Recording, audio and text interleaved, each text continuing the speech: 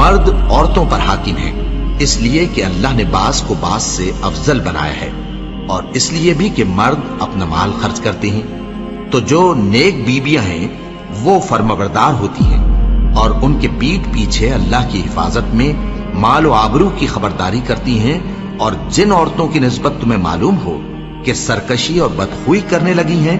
تو پہلے ان کو زبانی سمجھاؤ، اگر نہ سمجھیں تو پھر ان کے ساتھ سونا ترک کر دو۔ اگر اس پر بھی باز نہ آئیں تو زد و کوب کرو،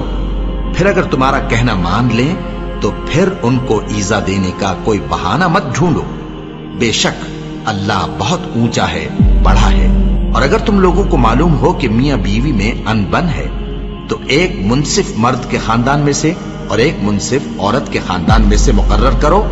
وہ اگر صلح کرا دینی چاہیں گے تو اللہ ان میں موافقت پیدا کر دے گا۔ کچھ شک نہیں کہ اللہ سب کچھ جانتا ہے، سب باتوں سے